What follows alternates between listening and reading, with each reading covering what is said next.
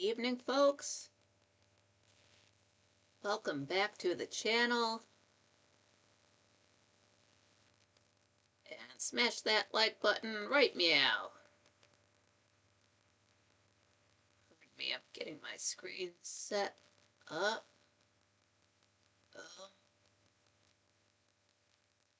Watched my last show back. The audio wasn't great, but it didn't go all tinny on me.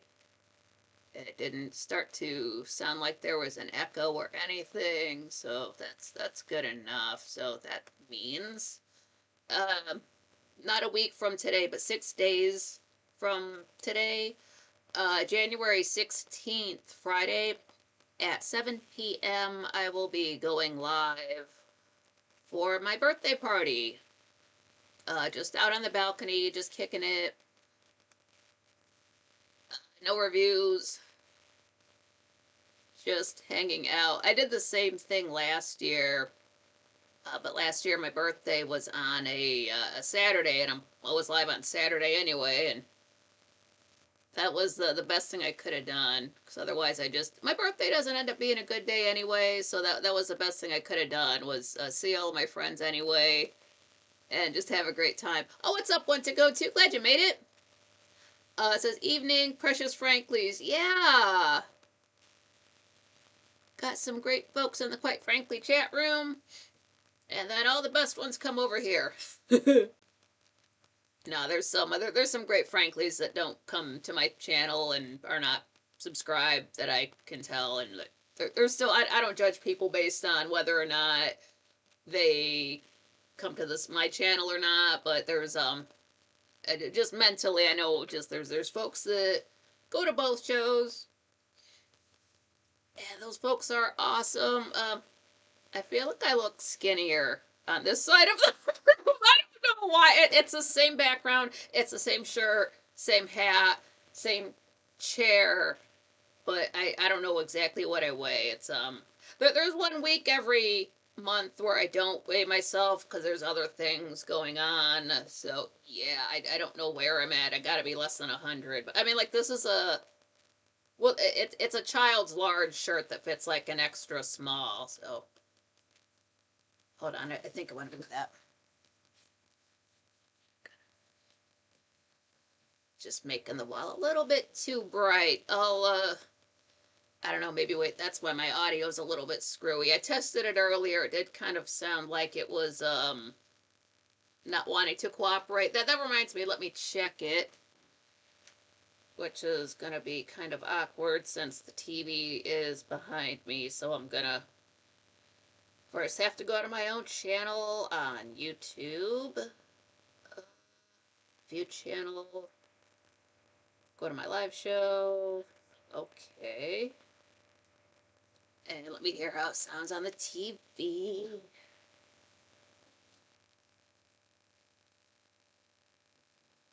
So now my thinking is, I've got this plugged in on the other side of the laptop, my camera / microphone. So I wonder if it's the fact that the light is behind the camera now. Maybe that's why it sounds different. Hang on just a second.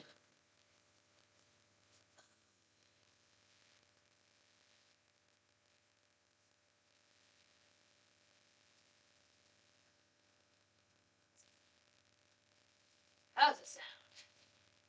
Light is behind the camera now. Maybe that's.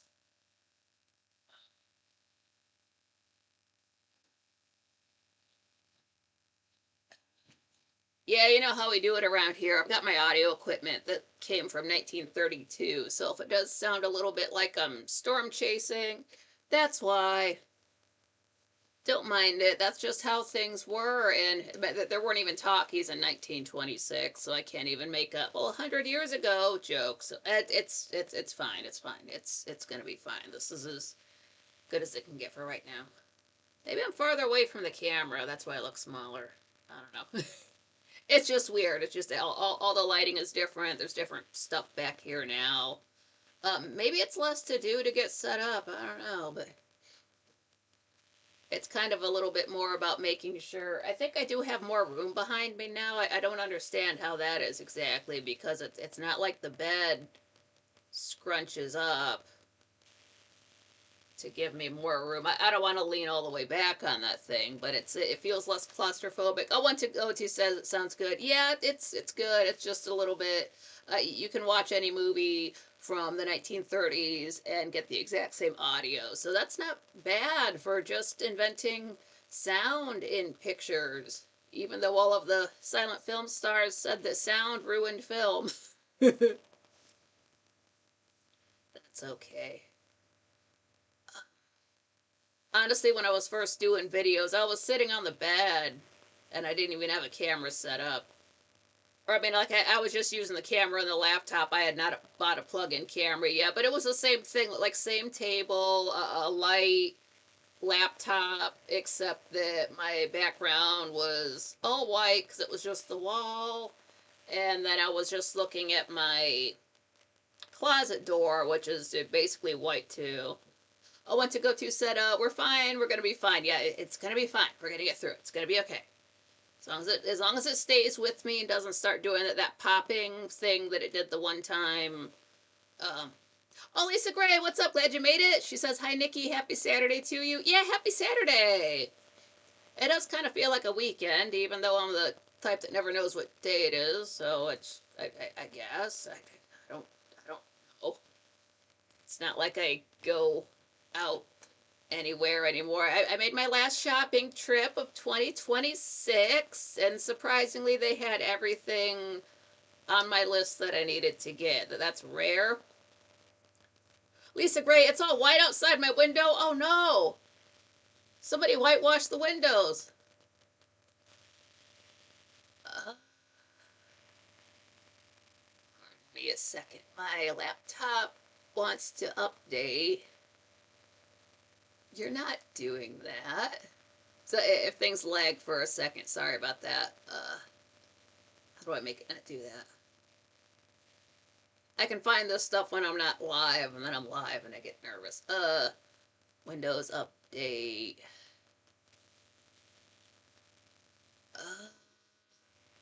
Pause for 1 week. It won't let me. Well, I'm not updating it now. Go fuck yourself. I'm working. What to go to said, and film ruined radio and radio ruined the stage. It pisses me off so bad. It honestly pisses me off so bad. I understand why, but that plays were not recorded. There are so many great actors who did a lot of stage work. Like Richard Burton preferred the stage because when you're dealing with a studio, you can't yell as loud as you want. It might not. It might fuck up the. It might fuck up their recording devices, and it just doesn't carry over. But when he was on stage, he can yell as loud as he wants and just do whatever you want.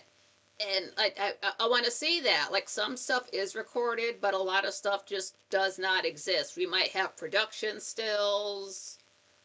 That's it. Another one, John Carlin. We haven't come across him yet in my Dark Shadows review, but he did a lot of stage work. And again, like you see stills. Here's pictures of the cast. Here they're in the moment doing something. And that's all we get. And this performance was great. Okay, which part, which line? I don't even know this. It's like, can you? It's just completely lost. And I don't understand why they weren't recorded because we had cameras in the 50s and 60s. What we don't have a lot of video evidence of, and this kind of pisses me off more, but I understand. Vaudeville, very little vaudeville footage because they didn't respect film. They thought it was just going to be, oh, films are just a flash in the pan. People prefer the stage. But I love vaudeville shows. Not so much the animal stuff. I don't like to think about like what they had to do to those animals to get them to perform. But I love to see that stuff. It's just the earliest. If you like cartoons, look at vaudeville because that's where we like all this wacky stuff that cartoons do. That's how people were acting on the stage. That's where they get it from. Lisa Gray, yeah, and talkies ruined the piano player. Sure did. Damn. It's just that you don't have sound, so you have to emote with your face and just stillness. And I'm off to the side. I can't tell. Um, it's just different. I understand. Well, I think a lot of the some of the silent film actors were put out of work when talkies came along, but some of them adapted very well, and it's kind of odd. The most Buster Keaton I've seen is his later work in talkies when he's a older gentleman. In the Good Old Summertime. And on this channel, we watched Around the World in 80 Days. He's in that for a hot minute. That does have a lot of actors in it for a hot minute. I want to see that stuff. That's why I like Strike Up the Band so much. Because of the vaudeville element. I've said too much. Nobody told me that was in that movie, and it's one of my favorite movies. So yeah, it makes me wonder, how do I act without sound? I couldn't do reviews like this. I like you need those cards that pop up every so often with that little bit of dialogue. I don't have that. I would have to like write it out, hold up a piece of paper. That would be cute. Do it in real time. That's wild. It just that's something after you pass away, you can do whatever you want. So that's one of the first things I'm going to do. I'm going to go back. I'm going to watch vaudeville plays. I'm going to watch regular plays from the 50s and 60s. Um, I want to see. Most of the Marx Brothers films were plays before they were filmed. So by the time it came down to filming, they had all the kinks worked out, and the timing was just like that. So like go back and watch A Night at the Opera on the stage, the stateroom scene where they're in that little tiny room and everybody's coming in. That was on the stage. Can you imagine how hilarious that is? Watching a big old stage, but you got all the actors in this tiny area doing their thing. It had to have been wonderful. I like to see that stuff, and this is coming from a person. I've not gotten the opportunity to see many plays or anything. Like I was saying, I don't know Phantom of the Opera. I don't know Cats. Did I watch Cats? It would have been just in the last year or so. I don't know. I don't know those. I know the film Evita. Don't know the play too well. Like that was filmed. Like, but if you're filming a play, it's one person with the camera, so we're getting like this up high shot. We get a good, we can see everything really well. But that's it, and I mean that's okay because that's how you see a play. You don't move around for the scene. You just sit in your damn seat and you're quiet. You don't cough. But it's just it's weird to see. Like when we film concerts nowadays, it's multi-angle. They got in on it. It's not just somebody up in the nosebleed seats filming it. It some people do, but if you want to get the views, it's this multi-camera, multi-angle. That's how I got to see the Mayhem Ball. It was like somebody's dead center, somebody's up here, somebody's way far back. There's somebody off to the side, then the dead center guy, then somebody who's even closer. So you're getting all this in great editing. But yeah, why didn't we film more old stuff, man? That's all right. Let's get on with some Dark Shadows. That's a little bit. That's enough rambling. Let me get to the recap for the last bunch of episodes. All right. So to recap, David was afraid to meet his mom. Straight up afraid of her. Ran away from her. Every time he looked at her, he just saw flames, halo of flames around her, ran away. But then he got over it, and he was sitting there by the fireplace, and Laura explained to him the legend of the phoenix. I think everybody knows what a phoenix bird is, but David didn't, so we got to hear it from her description. And then Roger threatened Burke with a gun for creeping on his wife. Yes, it was a shotgun, but they used the word gun to mean anything that's a boomstick. And yeah, if you're getting too familiar with the ladies, it's called creeping. That makes you a creeper, which I believe that must come from Minecraft, which I didn't understand that in 2015 when we started calling creeps creepers. I'm like, what? But now I play Minecraft. I'm like, this game's been out for like 15 years. Maybe that's why we don't call them creeps anymore. That's why we call them creepers. But just put that together this year. Oh, Modus, what's up? Glad you made it. I want to go to set up from the French expression vaudeville. It's spelled Voix, second word DE, third word VILLE. Means voice of the city, or a truncated form of chanson du val de Vere, song of the valley of the Vere. Oh my goodness, I'm never gonna be letting the France with that pronunciation. I'm so sorry if I butchered that. But yeah, it's a vaudeville was they had it in Europe. Sometimes just thought it was spelt the same way.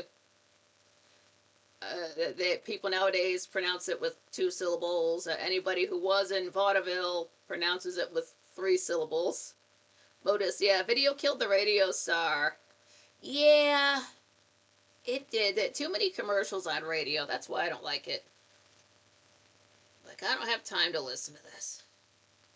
You are boring. Play the next damn song. Like, this is 2 minutes of time that could have been filled up with the song. I don't even shop there. But all right. So we are on episode 141. This aired January 9th, 1967. So we are in day 24.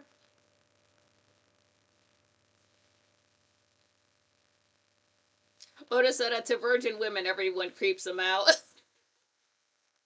I mean, Laura's a married woman. She's had a child, but if you're, because Burke was yeah, they used to date 10 years ago, but again, she is married. I realize you're alone, but like he goes to kiss her. She's not into it. She was already like, no, she wasn't like, hey, come at me, bro. She was not into it. Dude already had his hands around her. Next thing you know, Roger's there, shotgun. So, like, if she's not into it, back up. But Burke just seems like a certain type of guy that you really can't always trust. Personally, I wouldn't. If I was in a room alone with that guy, I'm not saying he would creep on me, but he just low key. I don't don't be creeping on the ladies like that, man. Want to go to vaudeville became popular in the United States and Canada from the early 1870s until the early 1930s. Yeah. Just fun, just variety shows. And they made sure the last act was bad to get you out of the seats to bring in the next round of folks. But yeah, we are in day 24. It is morning. We're in the living room. And David's drawing a picture. We really can't see what it is, but he's working on it. He's serious about it. And Victoria walks in. She's got her sleeveless dress on. I like that dress. And she just, what are you drawing there, bird? David's like, yeah, it's from the story my mom told me. Where's my pen? Ah, there it is. Victoria's like, yeah, I overheard. She's like, do you like your mom better now? Like, I'm sure she loves you very much. And David's not sure his mom loves him, but he says, I have ways of finding out. Don't like that. So he shows Victoria's picture. I guess he's done with it now.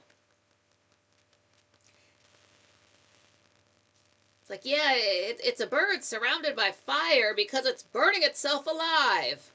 Scary, isn't it? Victoria's like, I just, yeah, but I don't like morbid things as much as you do.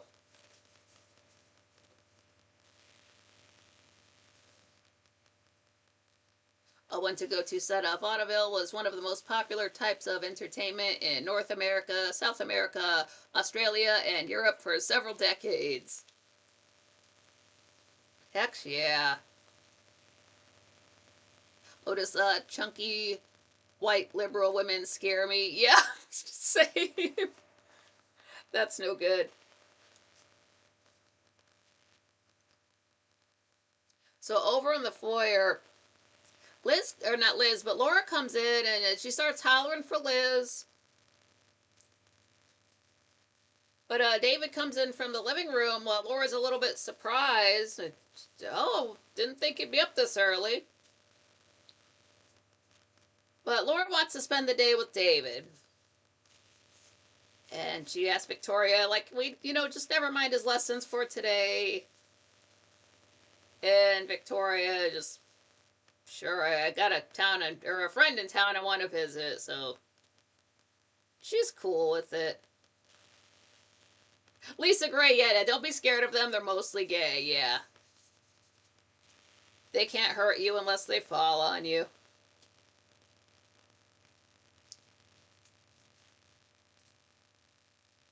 But Victoria's cool with it. David wants to take his mom somewhere secret.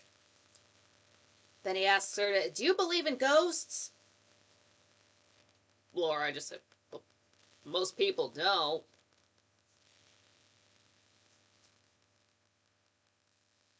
So now we are over in the Evans cottage. Maggie's there. She's got her one of her night dresses on. And, knock on the door. It's Victoria, lets her in. And she's saying how, Sam's out. He's on one of his morning walks, which Maggie prefers. Because the Blue Whale doesn't open its doors until 12:01 p.m. It's the evening walk she doesn't like him taking. So Victoria tells her, yeah, I might have to leave Collinsport since Laura's back. She wants David, so Maggie says, is that why she's here? She's the biggest story since Matthew Morgan. Roger will be too happy to get rid of David. Then she's like, hey, does Roger seem nervous around Laura? Because Sam and Laura were involved at some point. I don't know how, and I want to keep my opinions to myself. But do you really think Laura's only back for David? Victoria says, yeah. And Laura seems to have had a rough life. And they both, agree. Laura's a nice lady.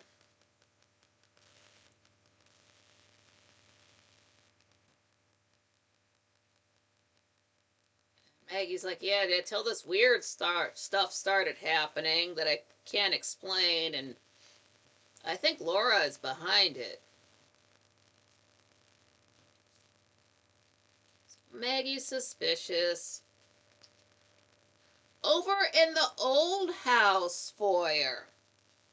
See, there's that wall. Where did Burke come from? Remember I was saying back when Burke and Joe were looking for Victoria, and they go to the old house, and Joe was in the drawing room, and then Burke just comes walking up like he just steps into a room, but I know that there's a wall there. Now I can prove it. Look, there's a wall there. It's the corner of the damn room. So they would have just had to slide that wall away for Burke to come walking into the scene, because he didn't come down the stairs. He just walked right in. There's a wall there. So either Burke can make himself go through walls, or like in universe we can't explain that.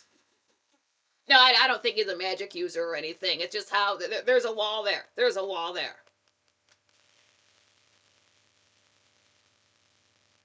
But it's David and Laura are there, and Laura is just does not want to be here. It's like she says, "Why did you bring me here?"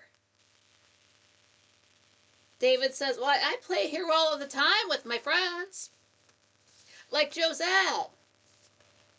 I want you to see her."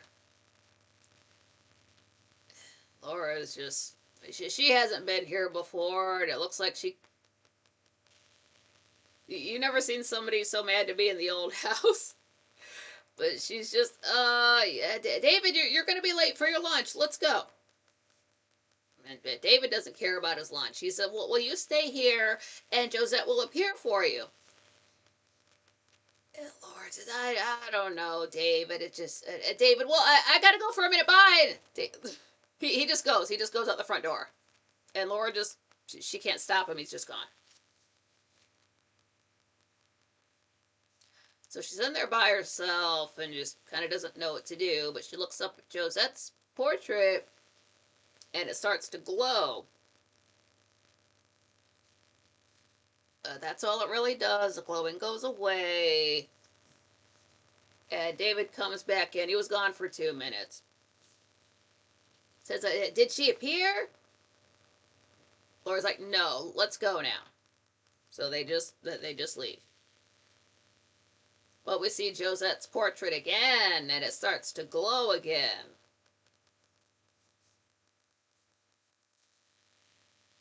Now we're back at the Evans cottage, and Maggie is saying that Sam freaked out when he saw Laura. And then he started hitting the bottle harder, and he got drunk as hell one night, and then he painted something that's not like anything he's painted before. And he didn't want to paint it. And Maggie kind of is just wishy-washy about it, whether or not she wants Victoria to see it, and she kind of talks herself into it, like, okay, I'll just show you. So she takes her over to the easel, like, take that tarp off of it. So Victoria gets a look at this portrait of Laura standing in fire. And that's right when Sam walks back in. And he's happy to be back until he sees them over there by the easel. And Maggie admits, I had to show Victoria that picture that you painted. She's like, well, I had to tell her. I had to tell someone. Samuel, thanks for your loyalty. He says, but Sam says to Victoria, he's like, promise me you won't tell anyone about it. And Victoria does. Seems to stick to her word, so he decides he believes her.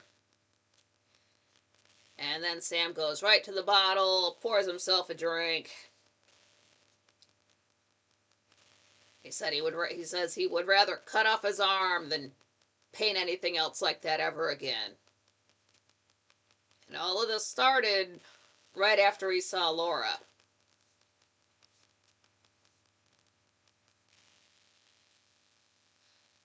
So over in the living room, David is there with Laura, and he shows her that phoenix that he drew. It looks like somebody took a really thick black, like marks a lot marker to draw it. Like we can see what it is, but there's no like extra color to it. It's just like this black and white drawing. Pretty good.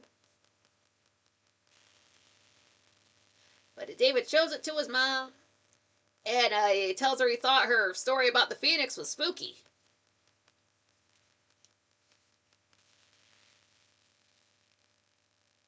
That Laura tells him that where she lives, it's over 100 miles away. And all you have to do to get there is to want to go. And we see the living room for the credits. Uh, Everything's down on the floor. Need to pause a second here. I'm a bit dehydrated. I'll tell you what, I had one of those like half a headaches all day, like I don't know, like a 10 or 15% headache. Like when your head hurts just enough, you can still function, but your head's still hurting, so you feel crummy. Coffee, have some coffee. I forgot about that. A little bit of extra caffeine never hurts. However, they say you want to stop it up at 1,000 milligrams a day, or 1 gram. Like it won't really kill you right away, but it's not gonna feel great. Don't make a habit of it.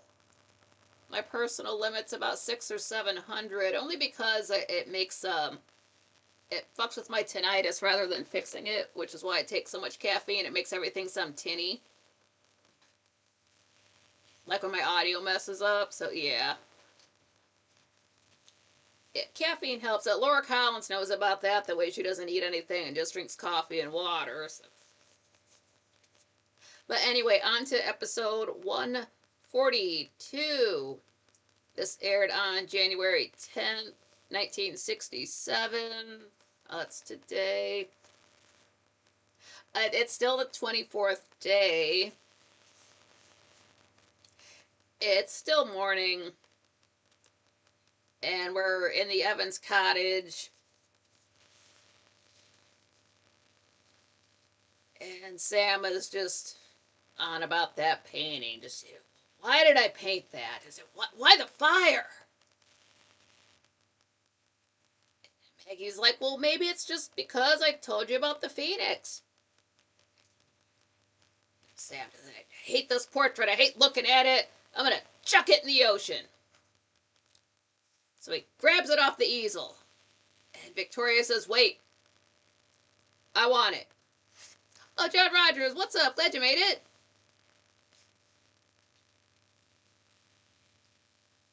Sam's like, you want this? Tell me why. Victoria's, I don't know. I have a feeling. I just want it.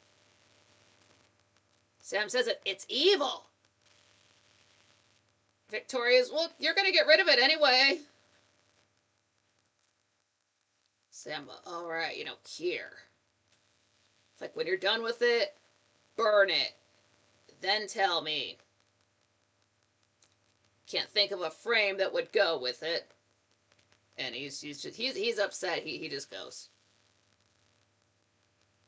Going to the blue whale. Sam must be the first customer down there. You're just waiting for the store to open up like a creep. Don't do that. But Sam's gone, and Victoria's saying that she thinks that picture is the reason for her visit. Maggie says, how? You didn't know it existed. Big question mark. Now, over in the living room, David is sitting by the fireplace, and he's looking down. I forget if he has the photo album, but he's trying to read something. He's got some big book there, fireplace behind him. He's kind of using that for the light, trying to see. Laura walks in. She says, firelight is not for reading or looking closely at things. And she sits down there with him. And David looks at her. He's like, you're beautiful for a mother. You're more like a movie star. Getting flat. She calls him a little flatterer. But David says, that's probably why my dad married you. And Laura went from smiling to her smile just drops.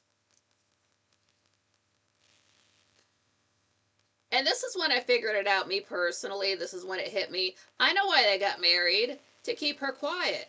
Because you can't testify against your husband, so there was that accident. And then Roger marries the only witness he can. He can't marry Burke. Yeah, so that's sad to. Maybe people pieced that together before I did, but that's when it really hit me. Like, oh.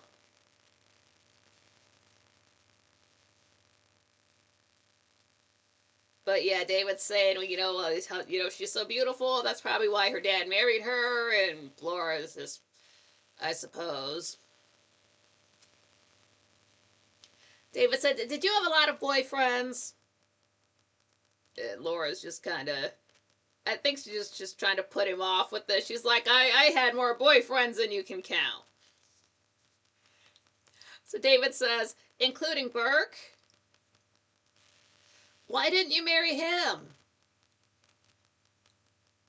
Laura, oh, it just didn't work out that way. What do you think about your father? David says, I don't like him. He doesn't care what happens to me. And I know he doesn't love me. That's why I wanted you. So Laura asks him, well, if you had to choose, who would you live with? Me or your father? Can't answer because that's right when Vicky's coming in the door. She's got something big with some kind of fabric over it she's carrying in. And so David, runs into the foyer. He wants to see it. And Victoria's like, oh, well, it's for my room. David insists. Laura's like, well, if she wanted you to see it, she would show you. So Victoria's like, well, if you really want to see it, just turns it around. It takes the fabric off of it. David says, my dream. Someone painted my dream. Laura says, where did you get this? It's horrible, says to David. She's like, don't look at it. And David is just fascinated. Like, look at all the colors. It doesn't scare me. Laura says, it's shocking. Throws David, can I have it? It's my dream of you. Laura says, no, I'll get you another one. I'll get you a better one. Victoria says, it's not even worth hanging. It's not finished. There's, it's this lady. It's Laura Collins. It's her head. She's got her arms up like this. And like the background is flames. The foreground is flames. But off to the side, there's nothing painted. There's just this oval space. It's just white. Nothing's been filled in there.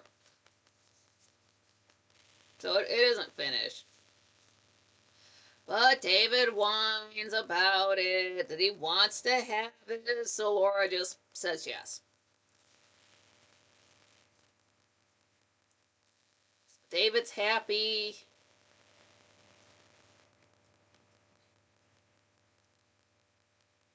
And Laura asks Victoria, well, after David runs upstairs, she says to Vicky, like, if you can, get that away from him.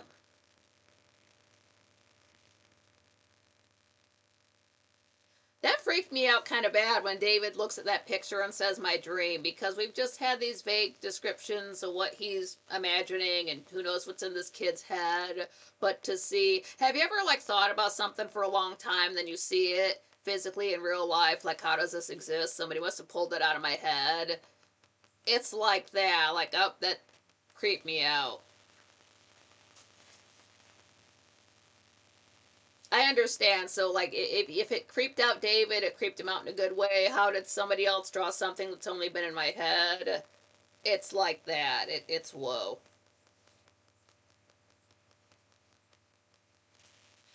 So we're up in David's room, and he's got that picture, and he's just holding on to it. He doesn't quite know where he's going to put it yet. Victoria comes in, saying she's seems like she's disappointed in him. She says, "Your mom only said yes to make you happy." David's like, "Where should I hang it?" Like, I like it. It's different.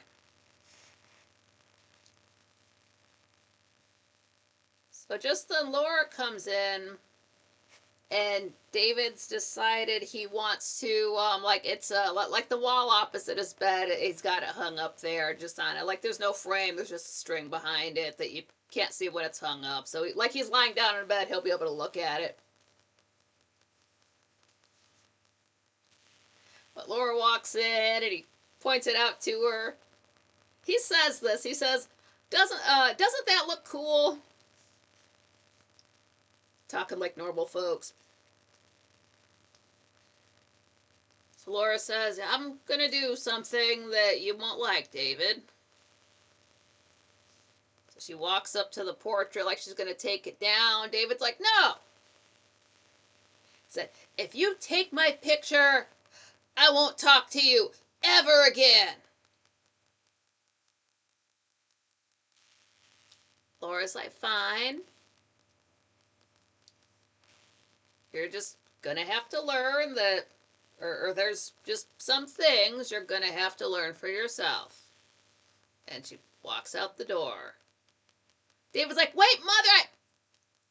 She's gone.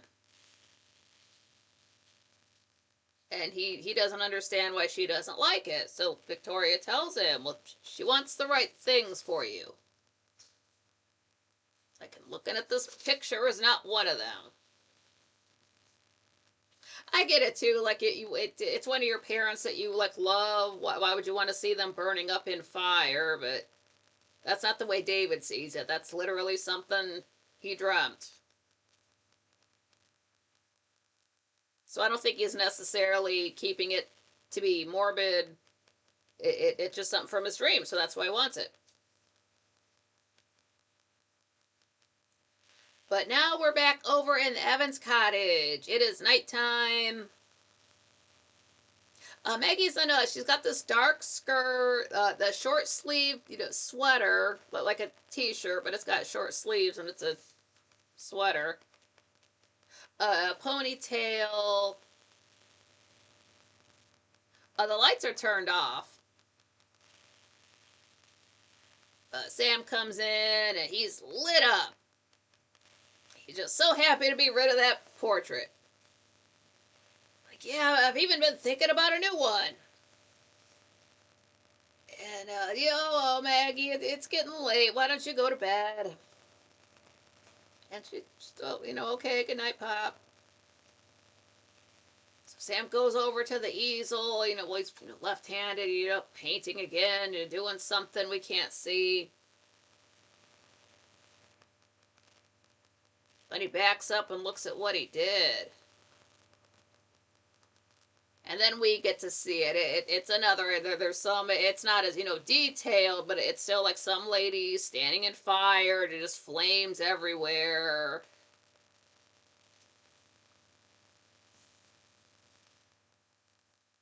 Creepy as hell. "I'm going to do something different." You do the exact same things.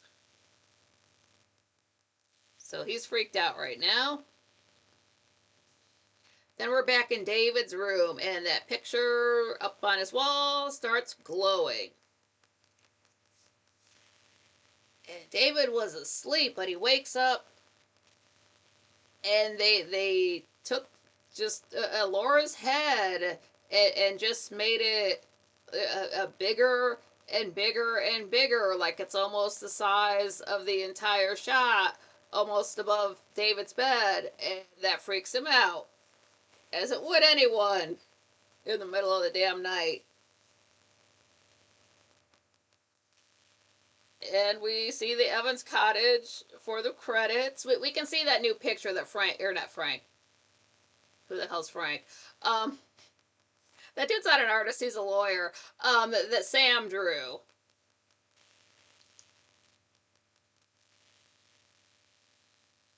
he's still at it.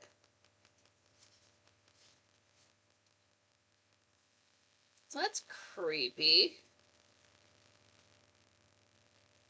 All right, now episode 143 aired on January 11th, 1967. It is still day 24, but it's nighttime. We're in David's room, and he's screaming. He's yelling for his Aunt Elizabeth. So Liz comes in. She's wearing this dress. I don't know if I've described it before, but it's the only real. It's sort of like got this fabric in the front that looks like there's. It's not just the collar. It's like there's some extra fabric on the top that goes to the shoulders, and then there's a couple of buttons to button the ends of those fabrics onto it. Like it's it's not a closure. It's just a feature.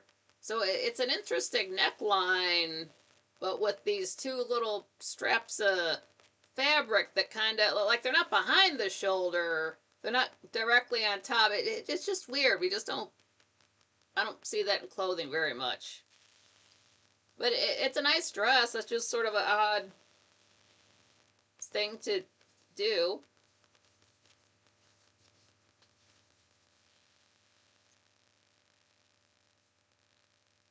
Wearing her pearls. And David is scared as hell. He's scared of that picture. And just then Victoria comes in. And David said that he saw his mom's face come out of the painting. So Liz says, "Don't cry, you dreamt it." Then she turns to Victoria. "Where'd that come from?" Still, Sam Evans painted it. Liz says, "Why would he paint Laura like that?" Victoria, "I don't know. Sam wanted to get rid of it." So David said, I don't want it."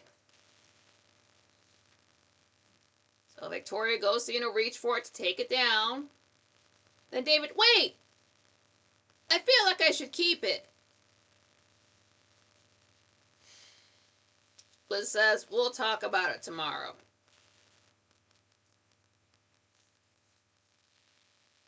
So they, will tuck him into bed. It's late, gets asleep.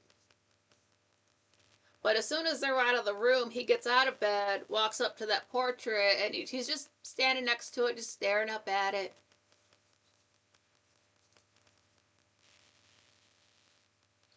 So down in the living room, Victoria is saying that David insisted on having that picture. But Laura did not want it up in his room. And then she goes on to say that, well, if David leaves Collinwood, you won't need me to work here anymore. Liz says, "I told Laura she can have David if she can prove she can do more for him than I can." And he's been upset ever since she arrived.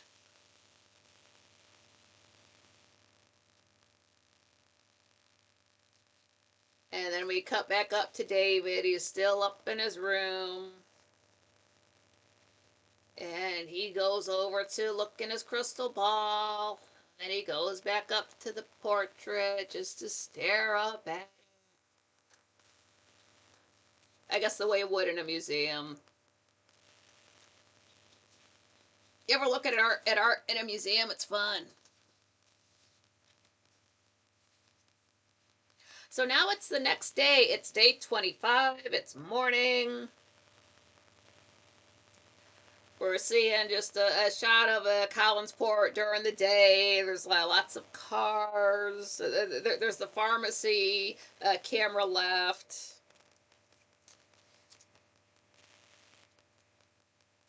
And then we're at the Evans cottage.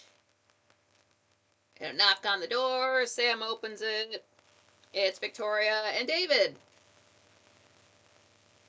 Now, Victoria asks where Maggie is. Sam says it's her long day at the coffee shop. And Victoria says, well, David wanted to thank you for that portrait.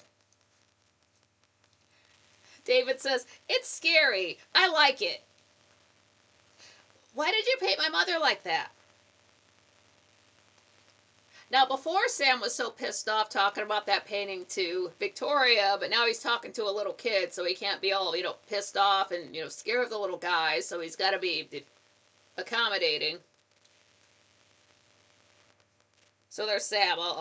Never ask an artist, why he does something.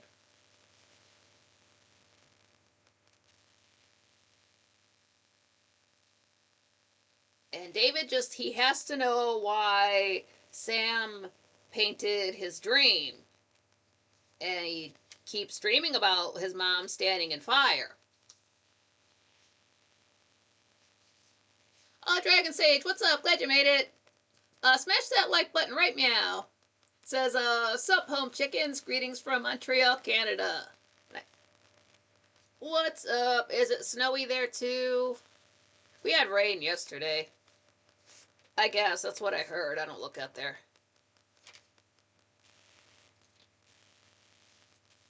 But yeah, David's wondering, why does he keep dreaming about his mom standing in fire? How could Sam have painted his dream?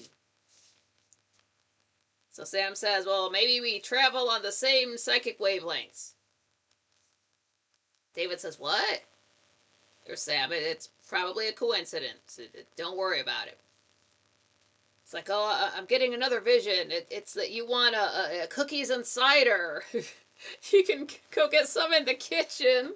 So David's out of the room. Oh, what's up, NT? Glad you made it. A Dragon Sage, oh yes, and snowy. Ooh, that's not good. It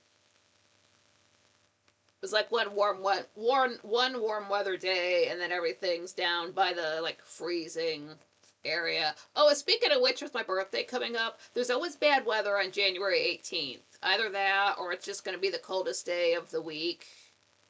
It's been doing that for 30 plus years, so that's a thing. It is around here anyway.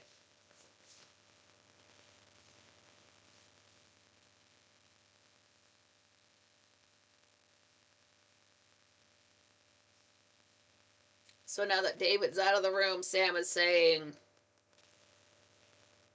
to Victoria that he's like, that's the thing I've been painting.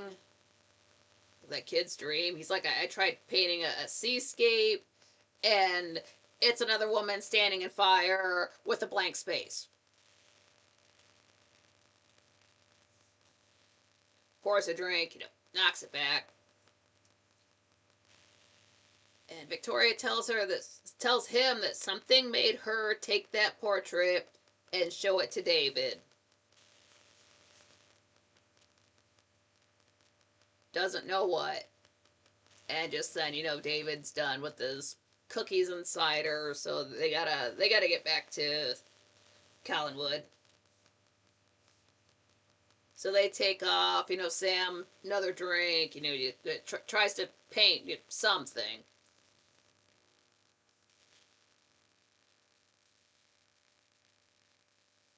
So now it's got to be afternoon. We're over in the Collinwood foyer. Yeah, Liz is wearing this. It's this long sleeved, knee length. It's dark fabric. It's got buttons down the front and a couple directly on top of the shoulder. It's sort of like military uniform esque. Say from the George Washington days, or we know they got all the buttons and all. Just it's got this military vibe to it. And pearls. She has to have her pearls. But Victoria tells her that David wanted to thank Sam for that picture. Just then there's a knock at the door. And is this the first time? Maybe we've seen him before. Kind of doesn't matter. But knock on the door. Lieutenant Riley shows up. He has some questions for Laura about her. Yeah, he has been on the show about that fire at her apartment in Phoenix. And Liz tells him, well, she's not here. She's at the cottage, but I'm her. She's my sister-in-law. When you're, because Laura is Roger's wife and Roger is Liz's brother, sister-in-law, right? Yeah, that. But he's like, oh well, in that case, I've got some of her some personal effects from the apartment. Maybe you can identify. We just want to try to nail down who was in that apartment that they found that burnt up body. So they go into the living room. He's got this envelope, kind of pours it out on the desk, and Liz is just looking through it. Yeah, I recognize this, recognize that. Picks up a locket, oval shape, dark stone with this. I told you it's got this star shape. It's not a pentacle. It's literally. I looked up. It looks like the ancient Egyptian hieroglyph for a star. It's that shape. But Liz is like, yeah, I do recognize this. And Victoria recognizes it too. Liz said, well, it's one of a kind. It's got David's newborn baby hair in it. That lock of hair that Laura mentioned. Oh, drop my pen. There's one. The lieutenant kind of fiddles with it. It gets it open. And there's a lock of some blonde hair inside. And there's a little baby picture. We have to assume that's David. So isn't that it's the exact same locket that Laura was wearing that she pointed out to Victoria before. So how the hell does this lieutenant have it in an envelope as evidence from a fire from out in Phoenix? Yeah, then we see the living room for the credits.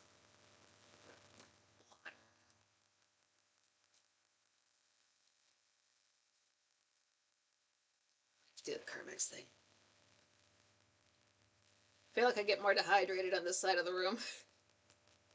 I don't know why, it's weird. I probably should be checking the audio on all of these. Let me make sure it's sticking with me. Gotta move away from the camera for a hot minute.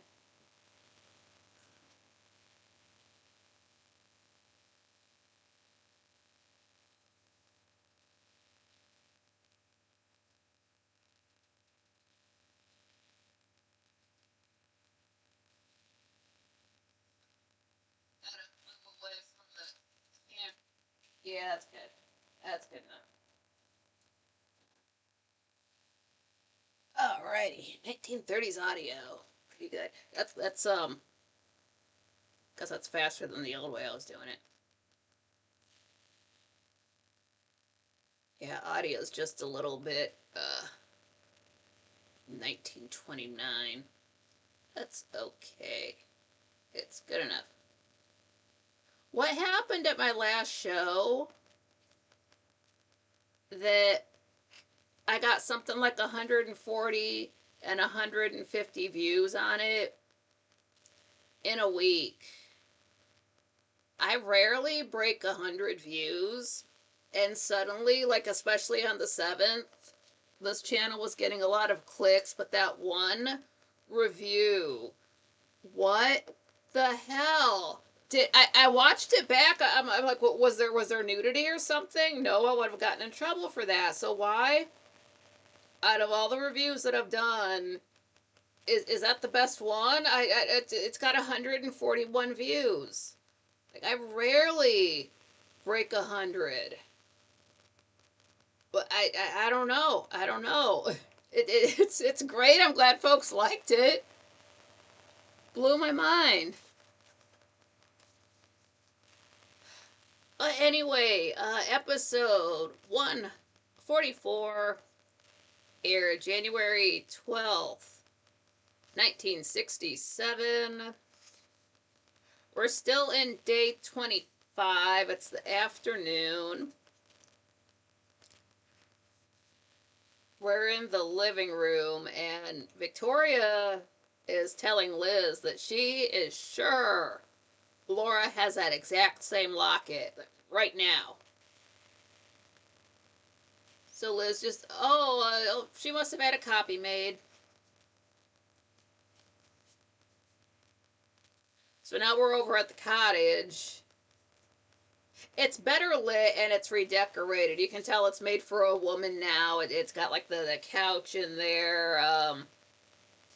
There's plants by the door, pictures. It's got this extra cozy furniture. There's a throw pillow on the couch. I swear that's from the Evans cottage. It's just got a distinct pattern.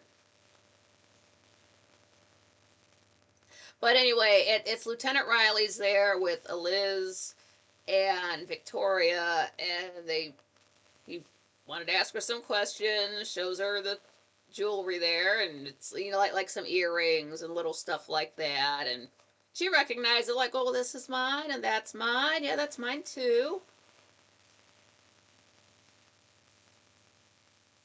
And the lieutenant's saying that the apartment was locked from the inside, so they don't figure out how someone could have been in there. So that's when Laura's like, you know what? It could have been my cleaning lady, Margaret.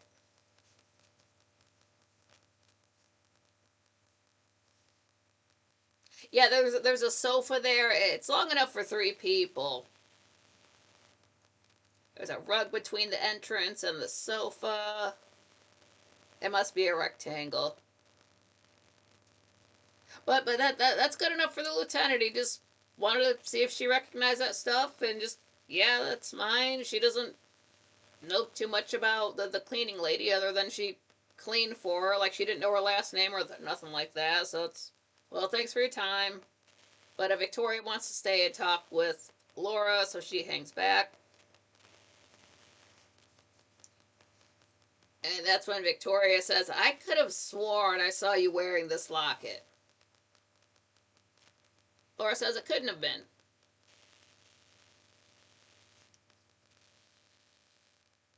Like, you must imagine me wearing it.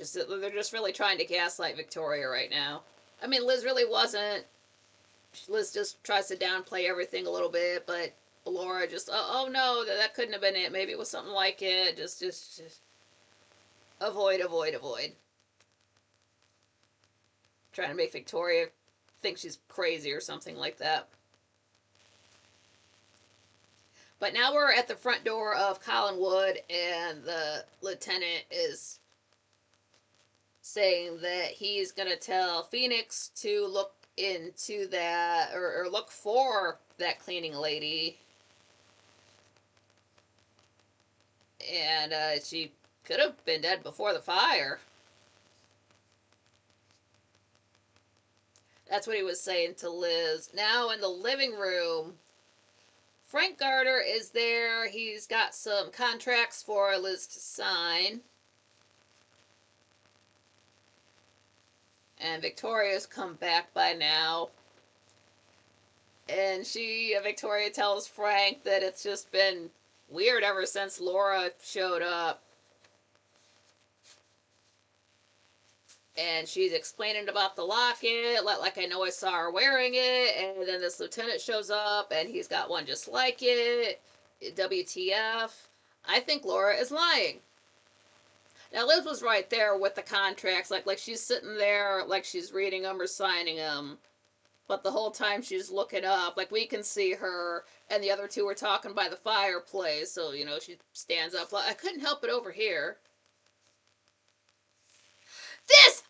Oh my god, I don't know if this has happened before, so maybe it happened before this. Oh my god. Okay, so Liz, like, she always has her hair pulled up, and then like it's just got this curly some kind of situation. It's all up in the back. It's all glam. It's all basically the same. Maybe I was distracted by everything else, but this is the first time I noticed it. I love this so much. She has a bow in her hair. Like it's all, everything's flat, and then like right before the curls start, there's this big flat wide black bow. Like it doesn't stand up. It's not like it's Lady Gaga. It's not like it's World War II, but it's totally flat against her head. Maybe that's why I didn't recognize it. But it, oh my god, I don't know why I like hair bows so much. But if you can rock one, just do it. So it's just this little bit of like she needs to be more glamorous. It's just this little bit of extra hair bow on top of her hair. It just, oh my god, I like there's nothing like it's. How long has it been there? This is the first time I was noticing it. But, oh my god. But I'm looking for that now. There's a black hair bow. It doesn't matter what other color she's wearing. As of right now, it doesn't match the rest of her outfit. It's just, black or just dark fabric hair bow. I love it. I do know that there are, like, where you wear the bow on your head, like front, back, side. There's like a meaning to what those are, like married, not married, and all this stuff. I've forgotten what they are, but it's like fan etiquette. There's like positions, like the bows mean something. Maybe she liked the hair bow style in the 40s, so she kept it going. But yeah, hair bow on Liz. I love it so much. Oh, that's when I noticed it. But anyway, calm down. Roger comes in and he's saying that he gave that locket to Laura when they got married. And they have pictures of it. Like all of the Collins family ladies have worn it, and they got pictures of all of them in a book somewhere. So it's a family heirloom.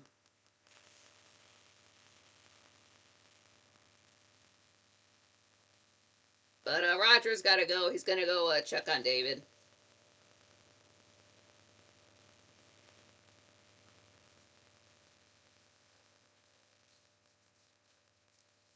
And then Victoria is saying to Frank that Sam painted David's dream, and then, she brought the picture there, even though she didn't want to, and she doesn't know why she did that. Frank said, Collinwood is getting to you. So then he offers to take her out to dinner, and she's cool with that. So they both walk out of the living room, and then, Frank leaves. But we're still in the living room. And that book that Roger just mentioned with the pictures of all the ladies wearing the locket, the book opens up on its own. Spooky shit. So Victoria, we're in the foyer. She goes to head upstairs, gets about halfway up. And then she turns around, goes back down the stairs, walks into the living room.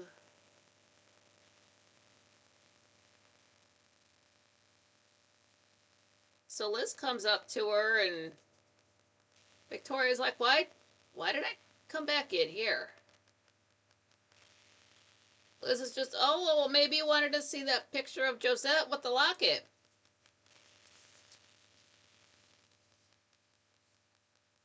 Victoria's like, what? And Liz points at that book. She's like, well, I assumed you were looking at your family history book that's open right there.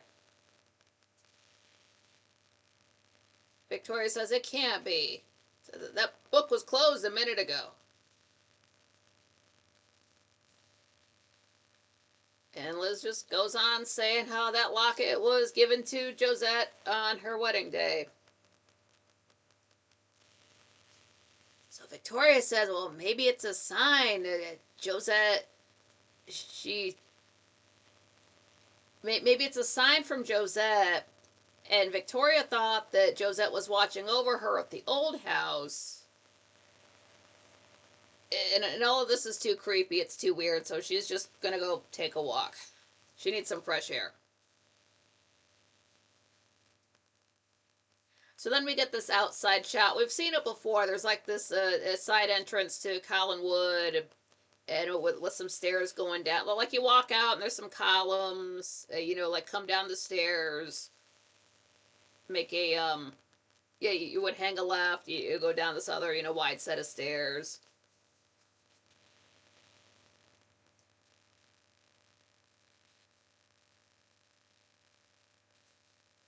But then we see Laura. She's watching, or is just having a vision of Victoria walking at Lookout Point, looking down at the sand at the beach. I think they really just reused some of the footage from when Victoria was first out at Lookout Point. She found that pen forever ago. She was, looking down at the sand then. I think they reused that, but that's what Laura is having a vision of, so she can see people when they're in other places.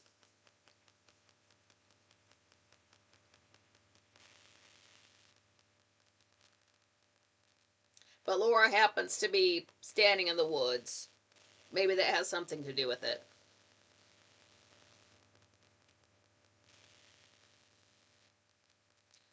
Hmm. We must get a shot of the cottage for the credits. It's yeah, because we get to see the cottage redecorated. Yeah, I did write it. It's got these three chairs, a small dresser with flowers. There's small flowers on the coffee table. Very cozy. You can tell a lady lives there. Very nice.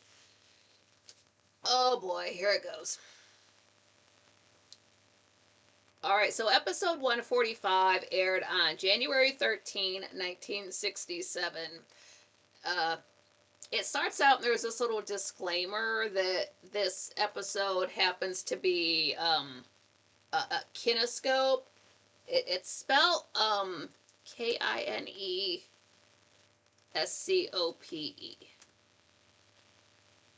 And I didn't understand what that meant. And then the episode starts up, and it has the worst audio you've ever heard, worse than what my audio does. It's very hard to hear, and it's also a little bit.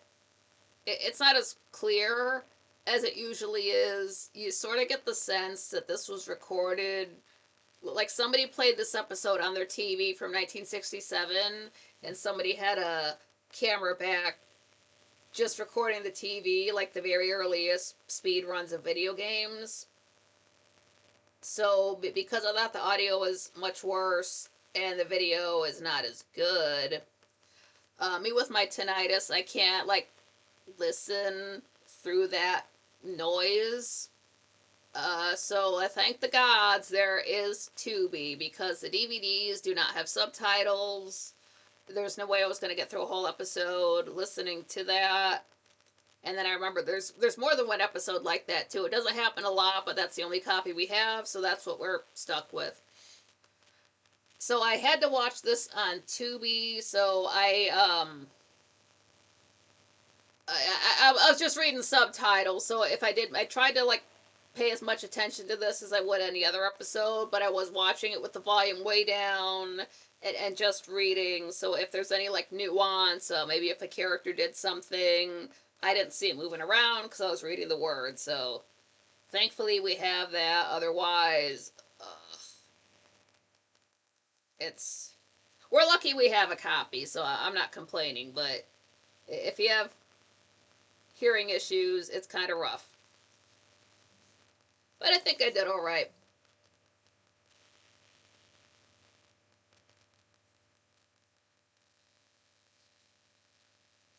It is.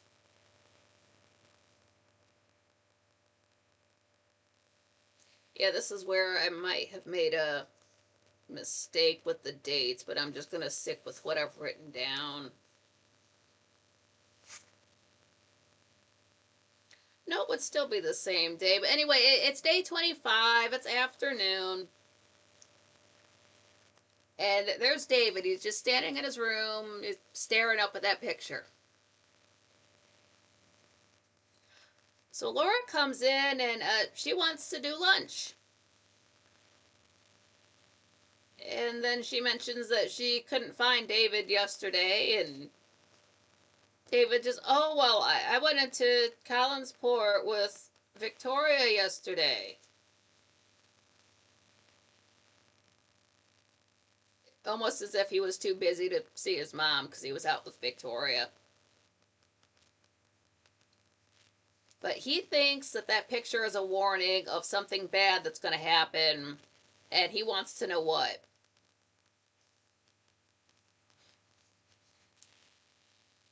And he saw things when he stared at Josette's portrait, and then with this portrait, he saw that floating head trying to tell him something. But he just wants to be alone. Doesn't want to hang out with his mom at all.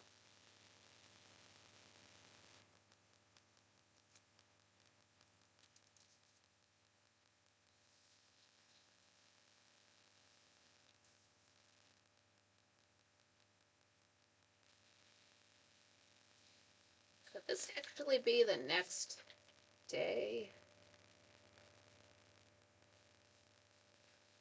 Uh,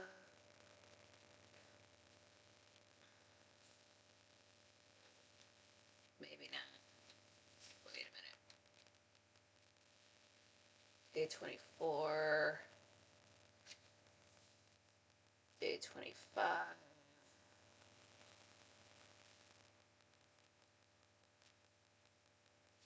He's on day at the coffee shop.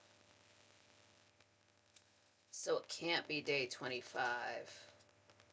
It's got to be day 26 now. Okay.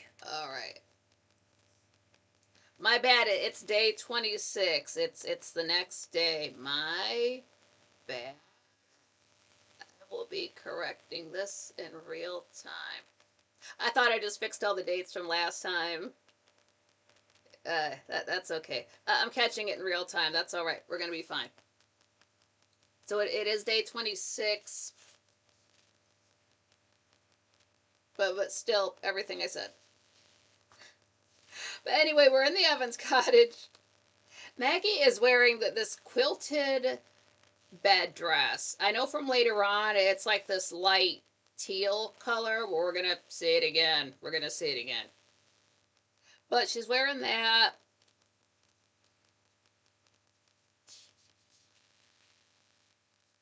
And her hair, she's doing like when her hair is short, she's got the ends kind of curled up at the end. It's cute. But Maggie's trying to offer the newspaper to Sam, and he's saying that he hasn't read the newspaper in a week. And he's just upset that the fact everything he paints just turns into Laura Collins standing in flames. So he's going for a walk. He's gonna go get some smokes. Maggie says you smoke too much, among other things. But Sam's out the door. So later on, Maggie's wearing a sleeveless dress. It's got these two, like, it's just those extra pieces of fabric with buttons on it, right at the hips, like right where you would think a skirt would, like a shirt would end and a skirt would begin. It's all one dress. It's just to have something going on the front. It's a light collar, high neck.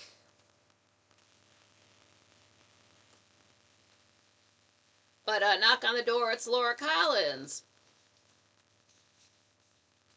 She comes in and looks around. She says, this place hasn't changed in 10 years. So Maggie says, I can top that by another 10. Sam he doesn't like to change things up. But then Maggie tells her, like, you're coming back into town's really upset him. And Maggie just wants to protect him from whatever's bugging him. Why does he keep drawing you? Laura says, that's what I want to know too. So just then, Sam comes back, and Maggie's like, well, I was going out to meet Joe anyway, so, see you later. Feels kind of weird leaving Sam alone with this chick who just creeps him out, but she's got to go, so she takes off. So Maggie's gone. Laura's starting to get a little bit more serious. She says, why did you paint me like that? Sam says, you tell me why I keep painting you. And he takes a drink. He says, it's not me painting. It's not even my style. Laura says, where'd you get the idea for the fire? Sam said, I don't know. What's making me do this? Laura says, I don't know, but stop it. You scared David. Sam says that, yeah, I painted what he dreamt. Explain that. Laura says, I can't. That picture is hurting my relationship with my son. Destroy it. If you don't stop, I'll make you stop. And she's out the door.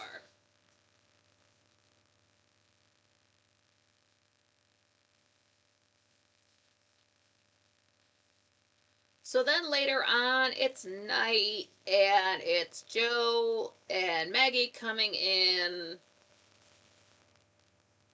Maggie's got a headscarf. She usually doesn't have her hair covered up.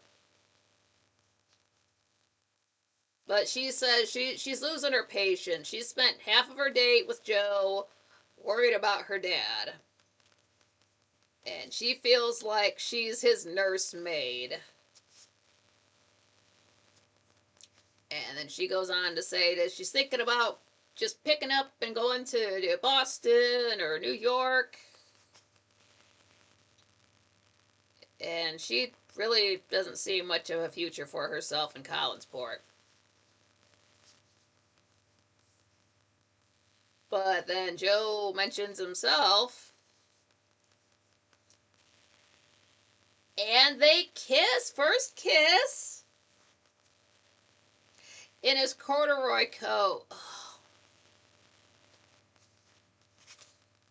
I guess if you can still love a guy and he's wearing corduroy, I guess you're in it for the long term. Because, oh, God, that coat. Oh, man, that coat.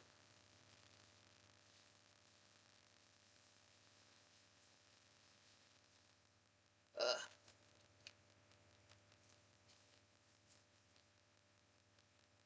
But Maggie's worried, Joe realizes that and knows Maggie wants to go look for her pop, so they take off. They're gonna go track down Sam. I wonder what the first stop is gonna be.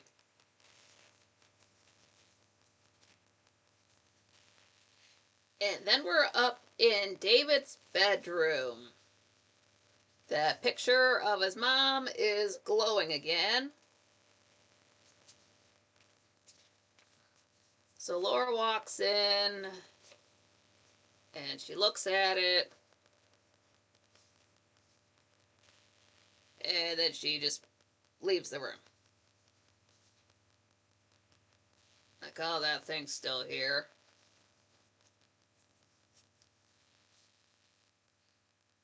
But now we're back at the Evans cottage. They found Sam. They get, you gotta hold up your buddy between the two of you. So they're bringing Sam in. And he is lit up like a Christmas tree. But they get him in there. The night's getting on. The date's over. So Joe just says goodnight. Bye, goodnight. And no goodnight kiss, but just see you later.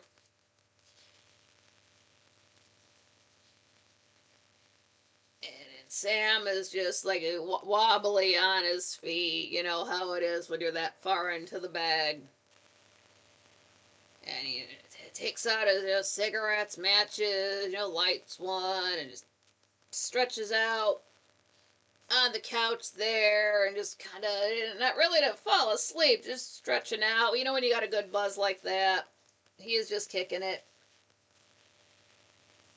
Maggie's just, well, she wanted him to go to bed, but he's staying up. She's like, well, just, hang out there. I'll have some coffee for you in about 10 minutes.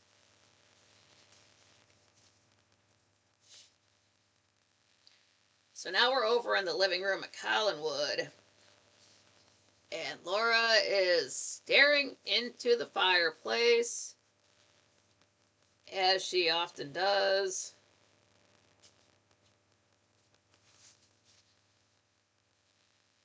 And Sam's there with the cigarette. And then his eyes just get heavier and heavier, and his hand drops down with that lit cigarette.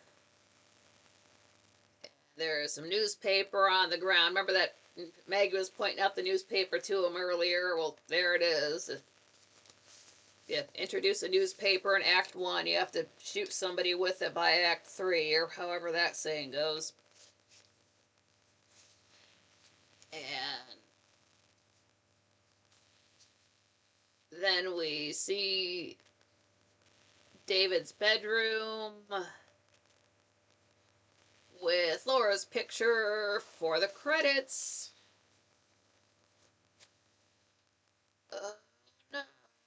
Cigarettes plus anything is bad, but cigarettes plus newspaper, I don't think I like where that's going.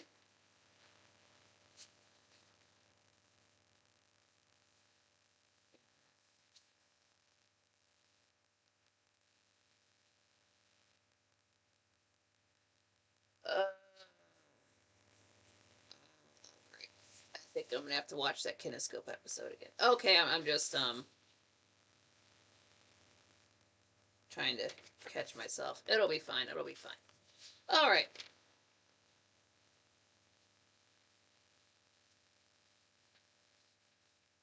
Oh yeah, I'm like, where are the rest of the pages? Oh yeah, that happens at the end of the notebook. Derp. All right, so episode 146. This aired on January 16, 1967. This is why it's cute to have the DVDs, because you get to see them, holding the chalkboard with the episode number and the air date and all that stuff.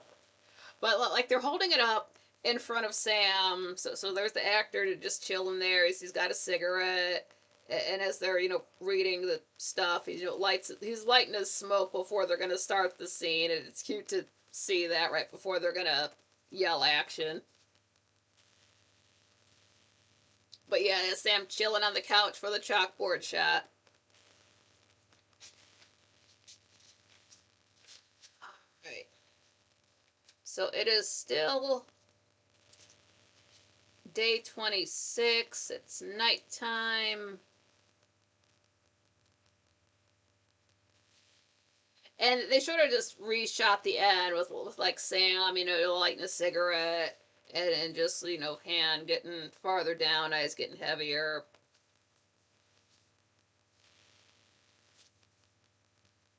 And, falling out of the newspaper, starts burning a hole in the middle.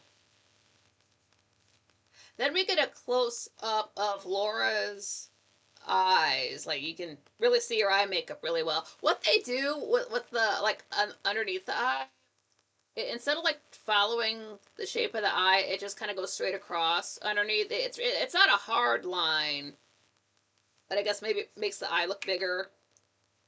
But we can really see that with that close up. But then over at the Evans cottage, there's fire. We've got Sam's laying there, and then there's like actual real flames, in front of like between the camera and him.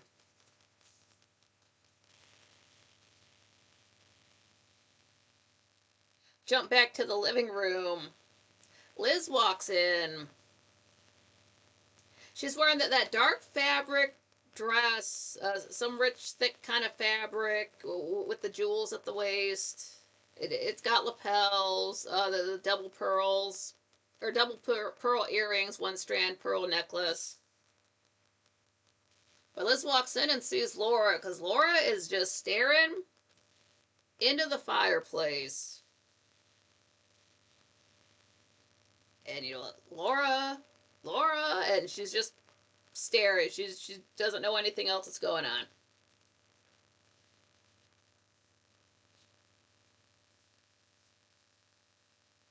But then finally Liz, Laura just breaks her concentration. Jump back over to the Evans cottage. Sam's woken up to, seeing this fire. Then he tries to put it out with his hands, reaches into it.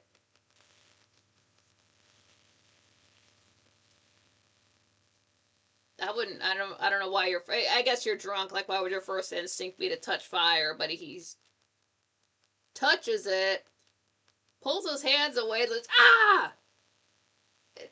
He's grabbing his hands like this. Maggie comes in and she stamps out the fire with her foot.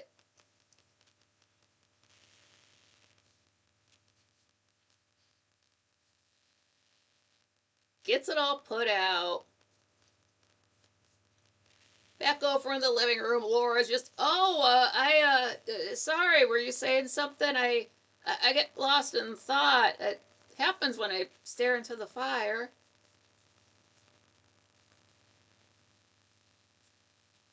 And when she was staring off, she had like this crazy look in her eyes. I'm not going to redo it, but this woman was just looking nutso. So Liz says, I've never seen that look on you before. It was frightening. Laura's like, oh, well, if it wasn't flattering, don't tell me about it.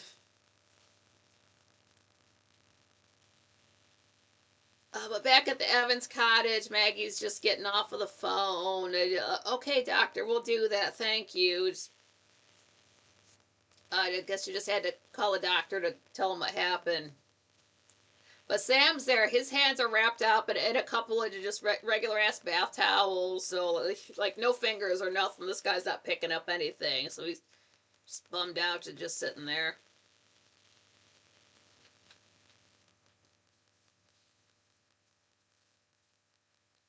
And Maggie asks if he wants a drink. He's like, no. Couldn't hold a glass even if I wanted to. I won't be able to paint for a while. Laura said she'd get me. Maggie said, I told you to watch that cigarette. I can't take much more of this. It's like, you blame everything on the unknown. I look for physical evidence and facts. Sam just, he insists, like, no, it was Laura. She threatened that she'd stop me from painting. And I saw her face as I dozed off.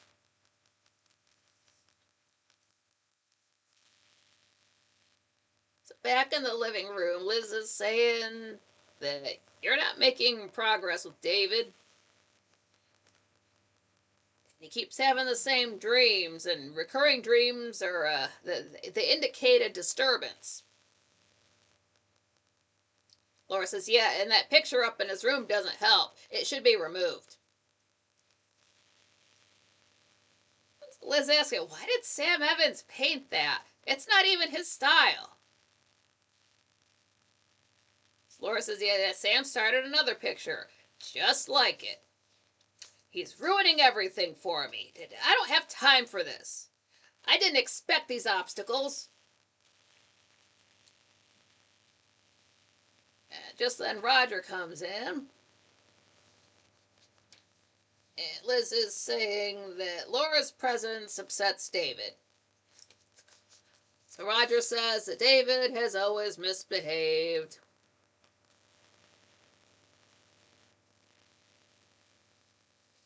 And this is news to Roger, but that picture that Sam painted is now in Collinwood.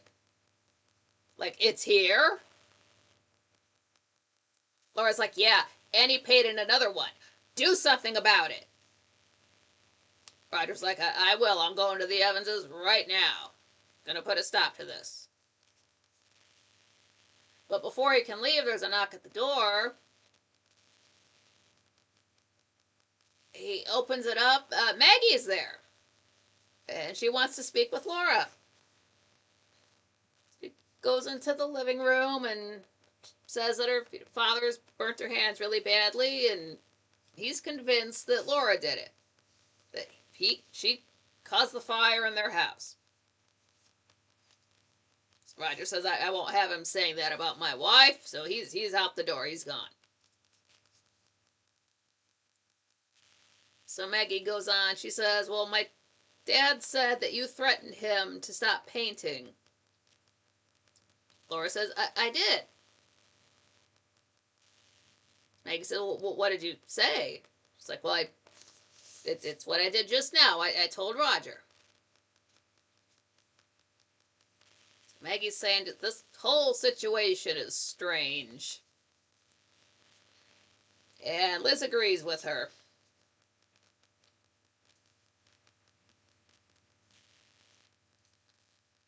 So now we're back at the Evans cottage. You can tell instead of those just towels wrapped around his hands, they've been bandaged, but we could really just see the tips of his fingers. Like he's not grabbing onto nothing. It's just that bad.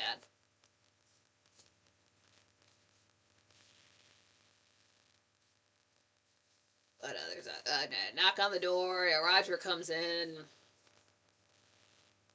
Sam's saying, yeah, sorry I didn't open the door.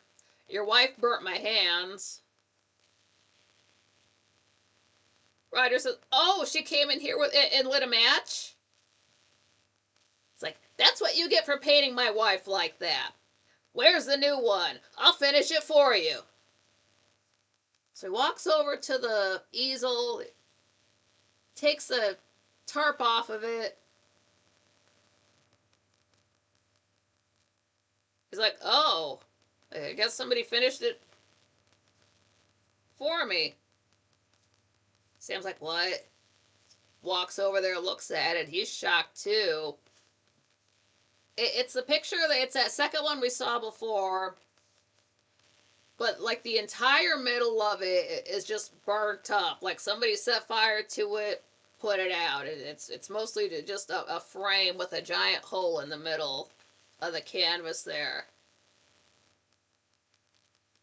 Sam says the fire was nowhere near that picture.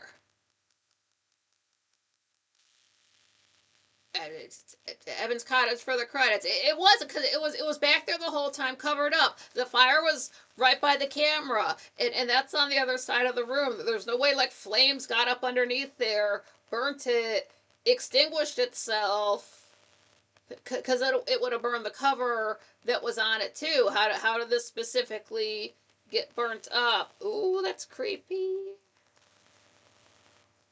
I don't like that. Okay, yeah, I got time for one more. Alright, still. I'm going to have to double check the dates, but let me continue with what I've been saying.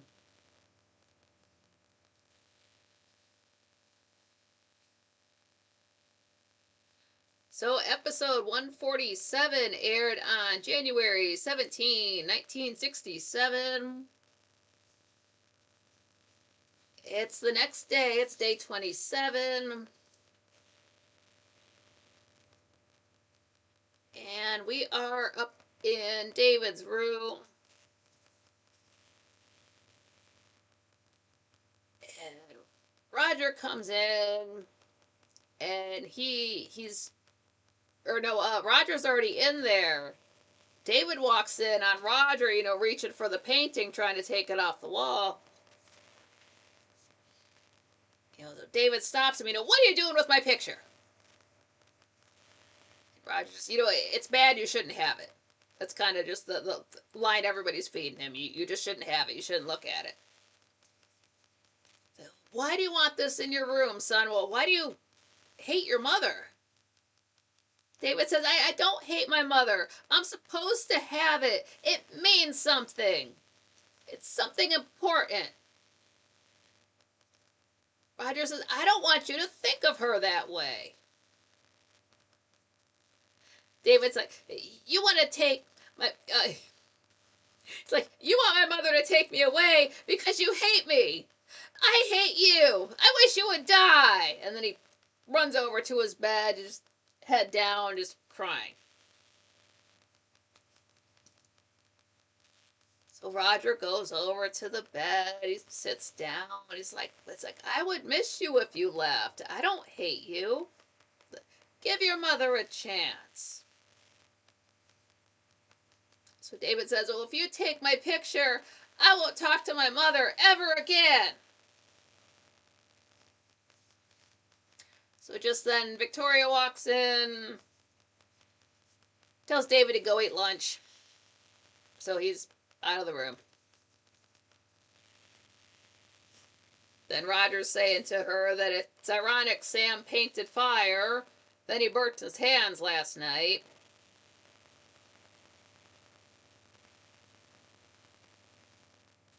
Victoria says, well, what is it about fire? First David's dream, then Sam's picture, and the fire in Phoenix. Now Sam's burnt his hands. Roger, it's a coincidence. So Victoria says, and it all started after Laura returned. Roger says, I should have known that picture would upset David. Just then Laura walks in. She's looking for David. And she's like, oh, well, does he want to see me? I mean, I don't know. I don't want to pressure him. I waited all day for him to visit. Then, I don't know. Nobody knows what David wants. So the ladies leave the room. So everybody's gone. There's Roger. He reaches for the painting again, but just decides against it, and he leaves as well. Then the picture starts to glow.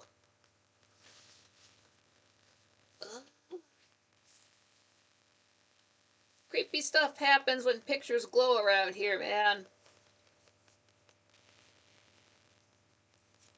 But now it's afternoon. It's a little bit later, but down in the foyer, Laura is saying to Victoria, like, I don't know why David's afraid of me. So just then the kitchen door opens up, and David, like, is you get the sense he was just going to walk out and go upstairs, but he sees his mom standing there, so he stops. And he's kind of like the whole time he's sort of like hanging out by that table, by the wall, like he's not trying to walk to the middle of the room where his mom is. He's got his back to the wall. He's got his eyes on her. He's nervous.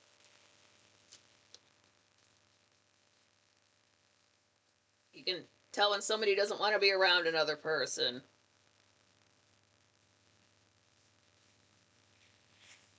But Laura's like, oh, there you are. Finished. Maybe Victoria mentions he finished his lunch quickly.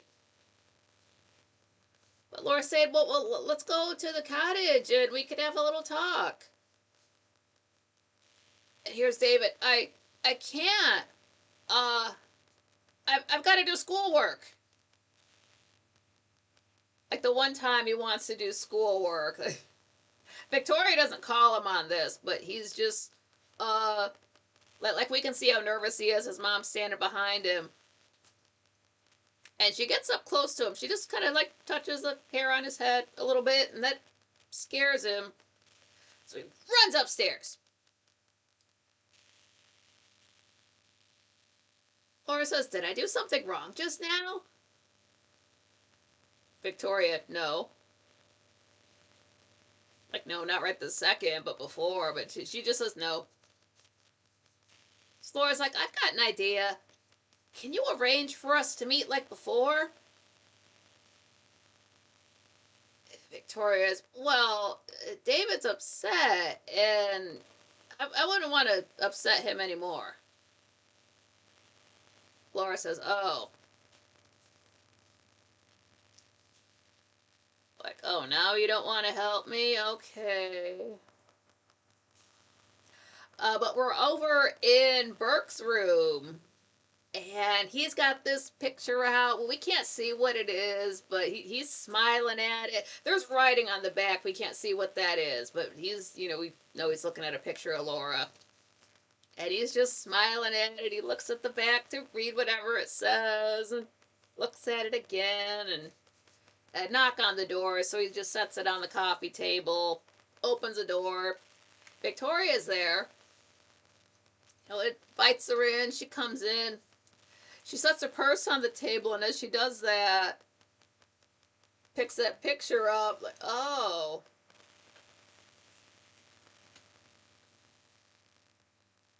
Hey, you must know her well. Burke says, I was in love with her.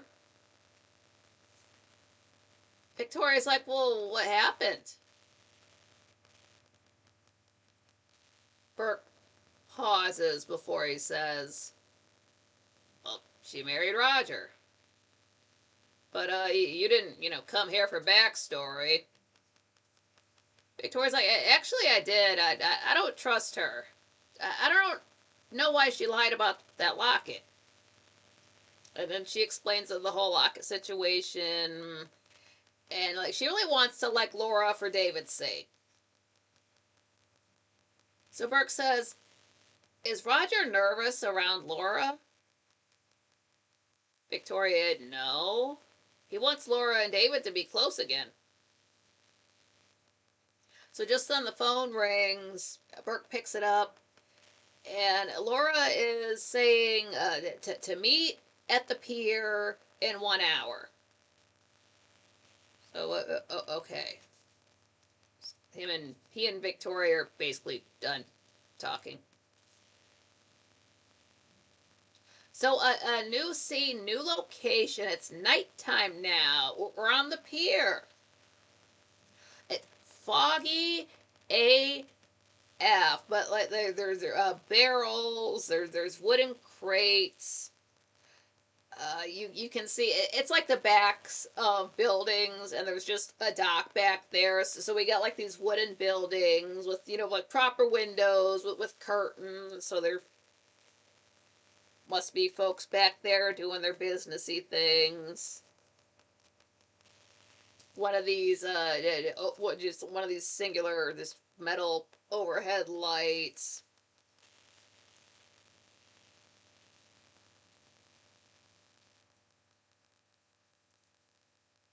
But Laura's there saying that she needs help with David. She says that you seem to mean more to him than Roger. Burke says maybe there's a reason for that. Laura says could be.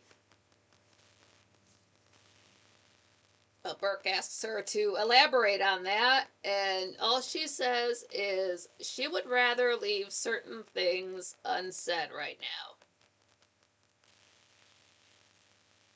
So I guess it's up to us. I was really staring at her face when Roger said that whole, if he even is my son, and then we get this now. Like, look at her reaction both times. Like straight face. She's not smirking. She's not looking off anywhere. So I think it's up to us to whatever we want to assume whoever David's father is. Like I was saying, I really do think it's Roger, but they really do throw that up in the air, and we can just think whatever we want. So it's up to you. You can think Roger is David's dad. I don't, but it's fine. Like the timing lines up, but like I was saying. But that moment just floats away. Now we're on to Laura is promising to testify for Burke if he helps her out with David. And she goes on to say that Roger deserves to be punished. And she only has to be civil with Roger to get David.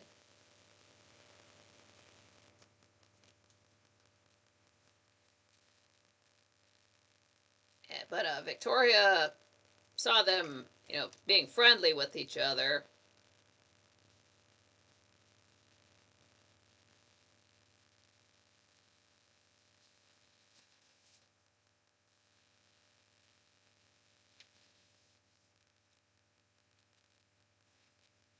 And then Laura starts to get into this whole I remember waiting for you here on other nights. And Burke is saying, like, I should hate you. I shouldn't trust you. But when we're together, and he's just that close to her. Like, Laura's in front, he's kind of behind her. And as he's saying this, like, his head is right over her shoulder. So that's when he kisses her left cheek. And that, like, she didn't have any kind of reaction before to whether or not Burke is David's dad. But once he kisses her on the cheek, now she's got this little smirk on her face. She is playing his ass. And dude is falling for it hard. And then we see the pier for the credits. Very cool. And that's a good place to end it off. I got about 8 minutes left. Thomas Collins, what's up? Glad you made it. It says, thank you, Nikki, for today. You are a very special person, just like everyone else here. Today I am better than ever before. Your reviews are spot on. Many blessings, Nikki. Oh my God, thank you. Yeah, you guys are awesome. You guys make all of the bullshit worth it. No matter how bad things are, and they just seem to get worse, it's nice to have something good and consistent that I can look forward to, that I know other people are looking forward to, that kind of, like, no matter how wonky other things are, this is like one solid thing to hold on to and continue to do. It's not like I'm gonna stop. I've got over 1,000 episodes to cover yet. But yeah, and it's all you guys. You guys make this place awesome. Was it last week? It must have been last week. January 6th was my 11-year anniversary with Quite Frankly. I had seen Anthony Vincent from 10 Second Songs do a live stream on January 5th, which was a Monday. And then he mentioned he was going to be on this other show. So I showed up for that other show. It was, Tuesday, January 6th, 2015. That was the Dolls of New York. And I started going to that, and that became Quite Frankly, and it's been over 11 years now. So I would not have.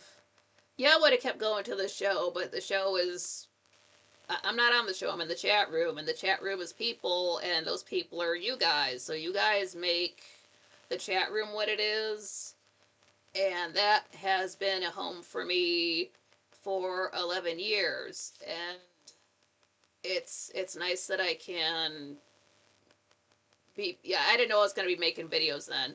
I didn't know I was going to be making videos 2 years ago when I was still working at my last job. So it's nice to see how quickly things can come together. And again, it always feels like I should have been in front of a camera for some reason, and that's what this is, and you guys let me do that. Losing my voice a bit. I'm not crying, I promise. But yeah, it's just sort of proves that if you stick with something long enough, it can turn into other things that are good. I guess I don't need notes for this. Yeah, so that's wild too. I thought after 10 years I was done, but no, it's 11 years, and yeah, if you lose everything and everyone who cares about you and you don't think there's any purpose in life, you can still do something. And if you keep at it, that something grows and becomes something bigger than yourself, something that you can't necessarily control, but that's, you sort of, when you lose enough, you realize that there are things you don't have to be in control of everything to still have a good time. So you can just let things go and let things progress and let things evolve on their own. And it might turn into something bad, but it could turn into something good. And just me having nothing and no one turned into making friends in the chat room, turned into folks wanting to see me enough that I could start my own channel, and that's why we're here today. That is so wild. One to go to says, thank you so much, Nikki. Another great bunch of reviews. Well done. Yeah, thank you. I really do have to double check the dates. I'm going to hold true to the dates that I said on this. I'm just going to have to go back and watch that Kinescope episode and make sure just when the days switch, because we don't know. Like, sometimes we know it's still morning. If people are still in their jammies or they're drinking coffee, yeah, you can drink coffee all day, but like in general, that's like the morning. Sometimes folks usually wear the same clothes all day. Sometimes they change clothing midday, not usually. I know clothing can change, like with Laura wearing the one outfit, and then they take the Christmas break and come back, and she's wearing dark clothes. That's different. We can tell from other stuff it's still the same day. But when scenes like don't exactly say they're not using the end of the last episode as the beginning of the first episode, that's when you have to kind of hold back and wait for signs. Maybe they'll say, oh, this happened yesterday, or remember last night when this happened, and that's your clue to know that the days moved on. But let me double check that. But in the meantime, what I've said on here so far is right as far as how many days into in universe we are, because they kept talking about months going by, but it's only been about, hasn't even been a month yet. So they're sometimes they're talking for themselves in universe, sometimes they're talking to the audience, and then maybe folks just were not paying attention to continuity that much back then. So it could be a lot of things. I'm trying to stick with that. I like time anyway, so that's what I'm interested. I just want to know what day it is. I just want to know what day it is. Like, what month is it? I don't know. They just later on like they'll say what year it is. Later on we get canonical birthdays for like Liz, Roger, and Carolyn. But some people we don't like. I don't think they're gonna tell us Joe's birthday, so we just have to guess he's roughly how old. Same with Burke. He's, I don't know. The man did 5 years in prison, so that's gonna age. He could be 25 for all we know. No, I don't know. But some we do, some we don't. Sometimes we get clues. Just going off of the show, no other media. But yeah, thank you guys for showing up. Smash that like button on the way out. It helps out the channel. Hope the audio stuck with me. It certainly, whew, that's brighter. I can see I wish I had a place to lay stuff down so I don't know. I'll get used to it. It's like doing a whole new show just by moving stuff over. But thanks for sticking with me through the technical difficulties. We are getting so close to episode 210, and the casting changes around episode 190 something. We start getting new characters on the show. It goes in it almost becomes two shows after episode 210, so we get the same amount of time but with more to talk about in those 22 minutes that they get to put on a show for us. And thank you guys for letting me put on a show for you. So, again, smash the like button. The likes and subscribes and views and comments and chats will help out. Get you something good to eat. Get some good sleep. Smoke out on the balcony. I will see you guys on Friday, January 16th for my birthday party stream at 7 p.m., the usual time. So we'll the next time we see each other, we'll just be hanging out. So bring some birthday cake, and we'll just kick it and have a good time. Uh, Last birthday of 2026. No, but thank you guys again. You guys are the best. I'd give you all a hug if I could. So stay safe, stay sexy, stay warm, stay based. Keep that thing on you. And John Rogers says good night. Yeah, good night to you guys too. Everybody, have a good week. We're just gonna see each other one day sooner than we usually would. And well, you get 2 episodes from me next week. I'll be live Friday and then my usual Saturday. So yeah, you guys are the best. Thank you again. Just thank you guys for being here and being Franklies. And yeah, we'll get through this together. I want to go to says till next time. Tis well. Yeah, tis well. Tis well.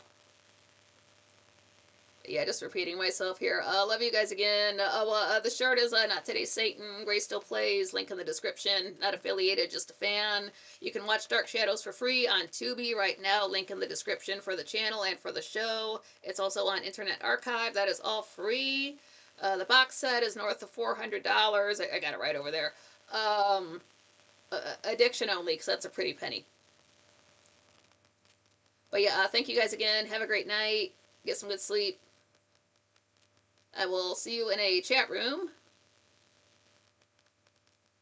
Until next